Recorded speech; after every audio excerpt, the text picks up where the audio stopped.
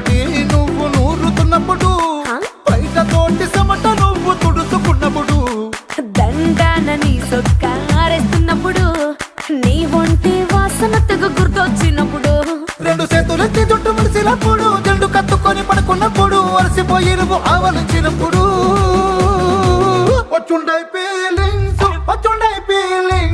వచ్చి వచ్చి చంపేస్తుండే.